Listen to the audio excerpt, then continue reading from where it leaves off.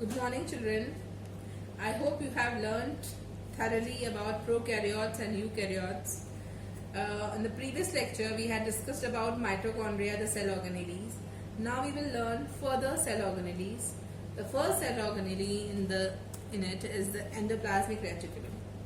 So endoplasmic reticulum is the skeletal of the cell and it is just present near to the nucleus. It was first observed by Garnier, but it was termed endoplasmic reticulum by Porter. Okay, so we can define it in this manner that it is a very well developed network which is comprising of cisternae, tubules and vesicles, and these three things are present in the cytoplasm, okay, in the inner cytoplasm in the form of a network. So we can define it. It is well defined electron microscopic network of interconnected cisternae, tubules and vesicles present throughout the cytoplasm, especially in the endoplasm. That means it is comprising of three things: cisternae, tubules and vesicles. Now, other important thing to note, you already know now that endoplasmic reticulum are present only in the eukaryotes. It is absent in prokaryotes, since we know that prokaryote does not contain any organelle which is having a membrane bound organelles. Okay, so it is absent in prokaryotes, it is absent in mature RBC and the germinal cells. All these things do not contain ER. Now ER contains a studded like structure called ribosomes on it, and on that basis we are classifying ER into two categories. One is smooth ER, the other one is RER. Smooth ER is also called as agranular ER, and RER is also called as rough endoplasmic reticulum or granular ER. Okay, now let us learn the structure of ER since it is microscopic. So let us learn the ultrastructure of it. The first component is cisternae. So there are long tube-like structures present just near to the nucleus, and they are stacked one above the other. Okay, they are stacked one above the other, and they have a diameter of about 40 to 50 millimicrons.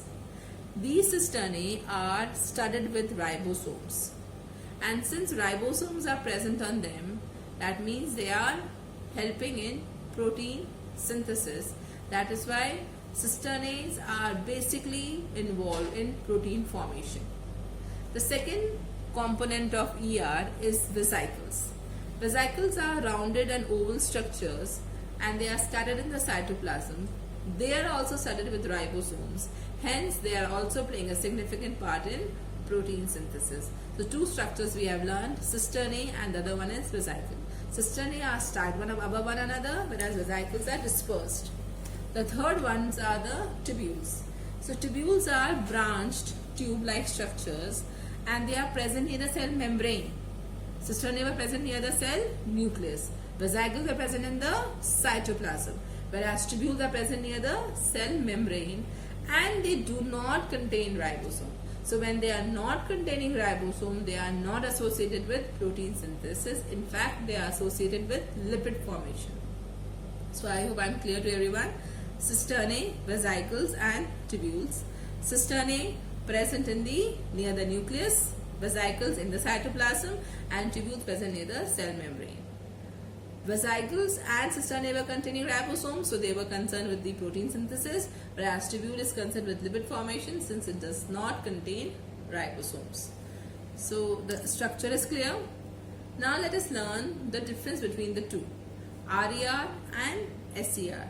SER is the smooth ER, which does not contain ribosomes, whereas RER is the one which is containing ribosomes on it. Now SER is always found near the cell membrane. I just now only I told you that the tubules are present near the cell membrane. So SER are the ones which are basically made up of tubules, whereas RER are basically made up of cisternae, and they are present just near the cell membrane, whereas they are present near the nucleus. Smooth ER are basically involved with the formation of lipids. So here there is a misprint here, children. Make a note that here they are, this is vice versa. This should come here and this should go there, right? So smooth ER are basically concerned with the formation of lipids, whereas RER is concerned with the formation of proteins, since ribosomes are present there and ribosomes are protein factories. Okay, so the main concentration is lipid synthesis and the main concentration is protein synthesis. Rest of the structure things I have already explained to you. Now let us talk about the common functions of ER. That means both RER and SER. Endoplasmic reticulum is basically a cytoskeleton. I started my lecture with this only, that it is the skeleton of the cell. Cell, that means cytoskeleton. That means it's providing the mechanical strength to the cell and mechanical support to the cell. So it's giving a proper shape to the cell. Besides that, since it is containing certain tube-like structures, it is acting as a circulatory system also and helping in transportation of material from one place to the other. ER is playing a very significant role in the formation of lysosomes and some nuclear envelopes, specifically during the telophase. Now, what is telophase? This is the phase where the cell divides. We will learn this in the subsequent chapters about the telophase. So just now you just remember that it is forming the cell membrane during cell division. Okay. Besides that, it is also helping in the formation of cell plate. Now, cell plate formation also you will learn when you will be learning the cell division process. So you can learn just the name here, that the cell plate is also formed with by the help of the ER. Okay. Now, this ER has about 30 types of enzymes which helps in different kind of synthesis, and it is since it is acting as a circulatory system, a transporting system, it is transferring the genetic information from the nucleus to different cell organelles. Okay. Besides this, CER is also storing some glycogens. It is storing the glycogens in the cell, and it is acting as a departmental, or you can say segregation unit, but it is separating the cytoplasm into extracytoplasm and intracytoplasm. That is luminal. It is acting as a chamber. It acts like a wall in dividing the cytoplasm. Okay. ER is also forming some desmotubules. Desmotubules means that it is like a connection between the two cells. So the two cells are connected together by desmotubules. So once again I am repeating, it is cytoskeleton, circulatory system, transportation systems, helps in the formation of lysosomes, nuclear envelope and cell plates. It is having 30 types of enzymes which is helping in the formation of various biosynthetic process, you can say, and it is transferring the information from the nucleus to the cell organelles. It is storing glycogen. It is acting as a departmental segregation apparatus, and it is also forming desmotubules which is connecting two adjacent cells. Now if we talk specifically about SER, then SER is doing lipid synthesis, okay, because it does not contain ribosomes. Since it does not contain ribosomes, it is not involved in the formation of protein synthesis. In fact, it is concentrating in formation of some lipids, and such lipids like some certain lipid hormones, or you can say certain steroidal hormones, basically testosterone and estrogen. Besides that, since we have learned that it is this endoplasmic reticulum is also storing glycogen, so it is also helping in the process of glycogenolysis. That means glycogen is converted back into glucose in the liver cells.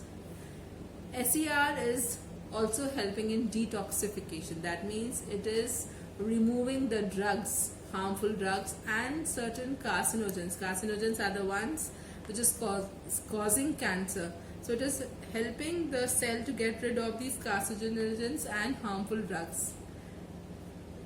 Okay, then the last function is SER is helping in muscle contraction. That means smooth endoplasmic reticulum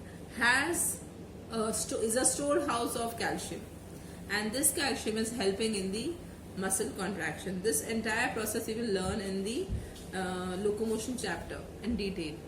Then the next one is RER. RER is the rough ER, which is basically concentrated only on protein synthesis. Okay. So when RER loses the ribosomes, it turns into SER. And the basic and the most important function is to make protein, and it is just present just near to the nucleus. Right?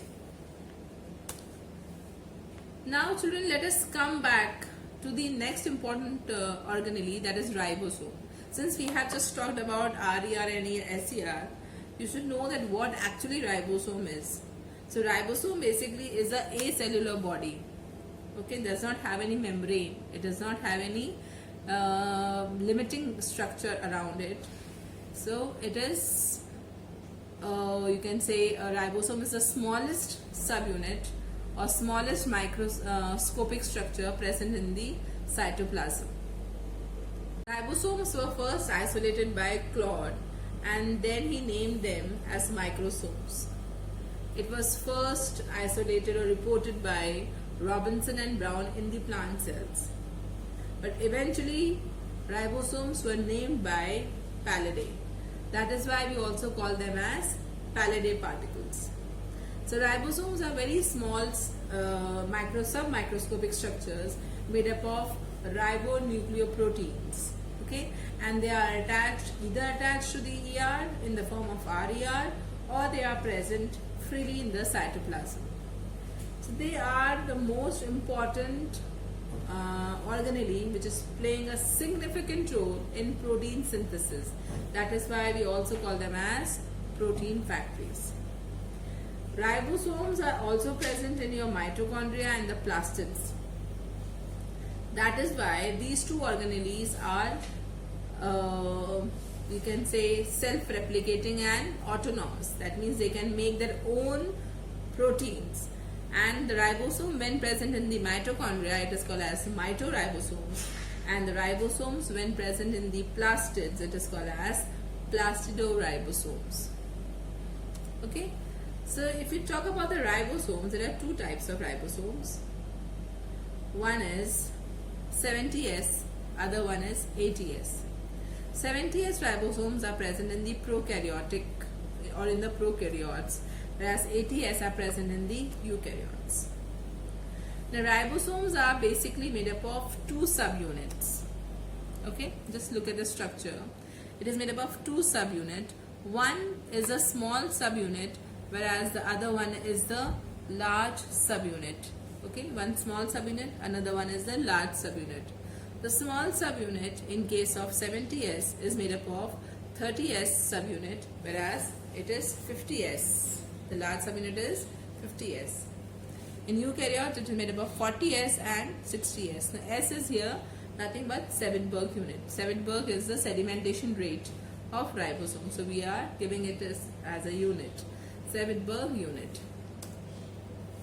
So if you look here, if you look at the diagram of a ribosome, it is an organelle which is not having any membrane. So no unit membrane is present here. Large subunit is dome shaped and it is attached by ER by a glycoprotein called as riboforins. Remember, it's an important neat question that ribosomes, the large subunit of ribosome is attached to the ER by a glycoprotein called as riboforins, and it is having a groove. The large subunit is having a groove.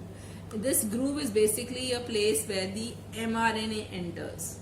Okay, and this large subunit is also having two sites called as, you can see here, two sites. In fact, three sites are there: A site, P site, and E site. This is insignificant, but these two are important. So most of the writers, they write two sites: A site and P site. A site is the site where the amino acids attach. P site is the site where the peptide bond is formed, and E site is the exit site. This you all will learn in your class 12, so no need to get afraid of it. Just learn that large subunit is having three sites: A site, P site, and E site.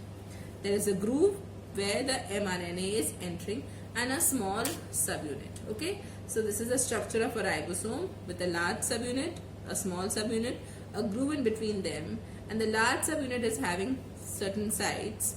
Besides that, this large subunit is attached to the ER by a nucleoprotein called as ribophorins. Okay. Now, when many ribosomes attach together in a strand-like structure, they are called as polyribosomes or polysomes, also called as ergosomes. So they are attached in the form of a strand. You can see that many ribosomes are attached together in a form of strands, and they are called as polyribosomes. So distance between each of them is about 90 nucleotides. Now, why this is happening? This is happening because when the cell wants to form a number of similar types of proteins, okay, in that condition a polyribosome is formed, okay.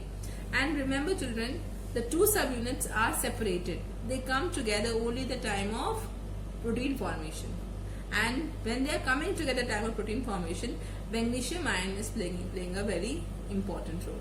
So magnesium ion concentration brings these together. So so dissociation or association is dependent upon the magnesium ion. Okay. Function, as you all know now, that it is protein factories. So basically the protein synthesis done by a cell is all done with the help of ribosomes. Okay.